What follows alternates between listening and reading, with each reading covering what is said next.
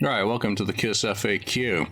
Today, I'm going back into copyright registrations. I did a little video on those previously covering some Kiss-specific album and cover art registrations with the Library of Congress, but I thought, over the years, I've crossed paths with other registrations that are in the Kiss-related realm, so I figured it'd just be an interesting little dive to go through some of those videos or those registrations in a video format and just talk about some of the things that have cropped up historically around members of Kiss, and that's original founding members and those who came after in one case.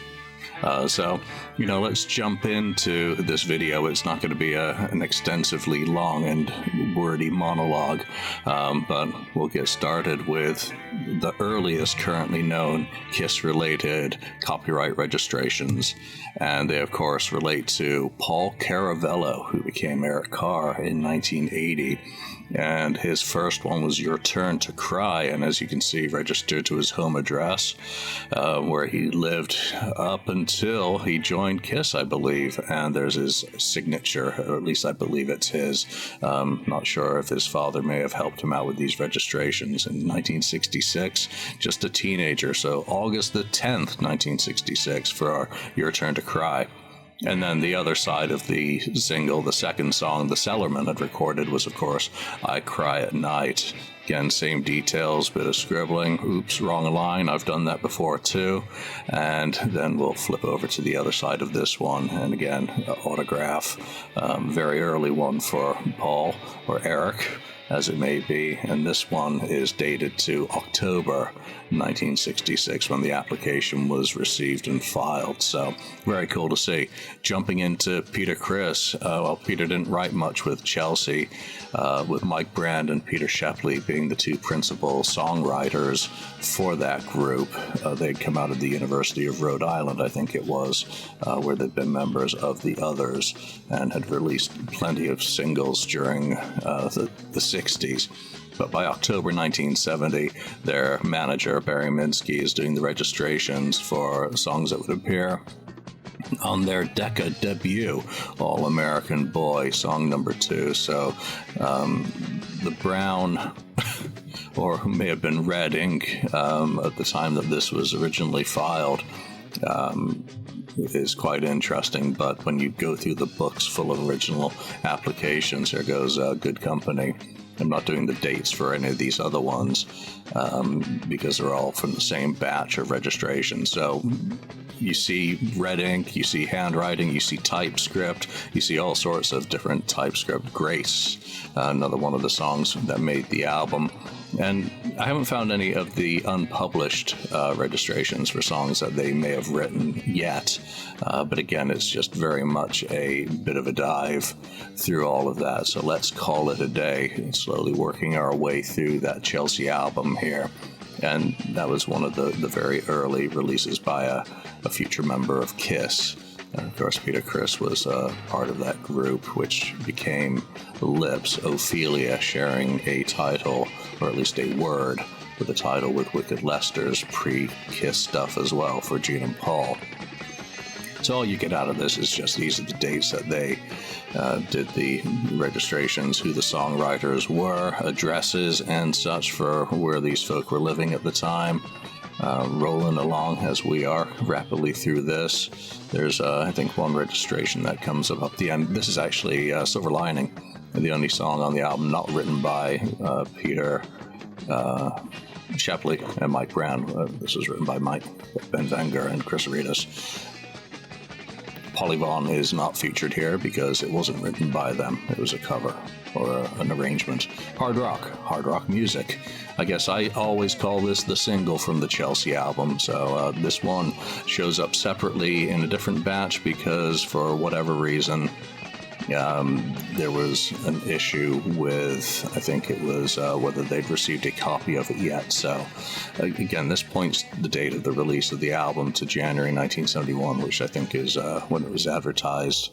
All right, Molimo, Tomorrow Morning Productions. This is the one song out of quite a few that was registered in the period. Roy Singer and Tom Ellis were the principals. Words and music each had their specific role within that group. Tomorrow Morning Productions was a serious thing. Roy Singer, the president. And this is from August 1971. Oddly, none of the other songs, and there's probably 10 or 12 Molimo songs, have been registered, and some of them had co-writers outside the group. Getting into Wicked Lester, Simple Type, Gladwin, Gene Klein, a.k.a. Gene Simmons. This is October 1972, so he's already been credited by his name. Peter Thal, of course, doing the registrations. And we'll get down to the date on this, and then we'll jump forward, just go through the songs quickly. So this is November 1972. One copy received October the 19th, so that's when the Wicked Lester recordings are somewhat fixed in those final forms. Keep Me Waiting, Paul Stanley or Stanley Ison's wonderful song. Still love that. Still love to hear a Kiss version of that from the early days. Love Her All I Can did make a Kiss album in 1975. Exquisite Power Pop. Again, Paul Stanley, always a very, very good writer, even back to this date, with some quirky stuff on this album. And again, quite a few of these songs on the Wicked Lester album were covers. Molly was not. Molly was one of the more eclectic compositions by Paul. Very, very cool song, though. Always enjoyed it for a stylistic difference with what Kiss later did. She. This one's interesting because it only lists Gene Simmons as the writer, where Stephen Cornell, of course, had a part in that up in the Catskills. Then we get into, this is a little bit gratuitous since I've done the other feature. This is the songs from the first Kiss album, so Gene's registration for Nothing to Lose. It'll just show the date that they sent the songs in for the copyright protection, and they went through the Warner Brothers Music Publishing Authority, so, or whoever that was. I can't read the signature. Doesn't really matter, actually, but the date at the bottom shows that those were received on January the 21st, 1974. Nothing to do with the release date of the album whatsoever, these registrations. So don't confuse that. 100,000 Years spelt out. Again, Paul Stanley and Gene Simmons. Quite the songwriting combination there. Black Diamond, another, all core catalog. What do I need to say about any of these songs? A spectacular part of Kiss's history right from the get-go. So again, these are all under the same date in the same batch, so somewhat easy to find, thankfully, in the registration books. Ace Frehley, his first song, Cold Gin. Ooh yeah. Moving along, I think Deuce was in a separate batch for whatever reason. I don't think I'd do the second page for this one, but my all-time favorite Kiss song. Well, we have two of them in there, Black Diamond as well, for that matter, are the first two songs I ever heard. Firehouse, Hall's fantastic composition dating from prior to Kiss, actually. Still want to hear that demo cassette that he showed from his storage locker. Let Me Know, yet another one, Sunday Driver. First song, apparently, that he ever played for Gene.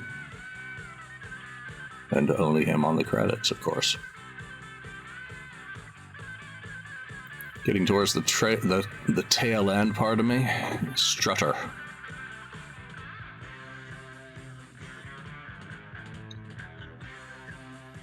And again, it's all very much the same paperwork for each one of these registrations. And then we get down to the final one, and this was in a separate batch for whatever reason.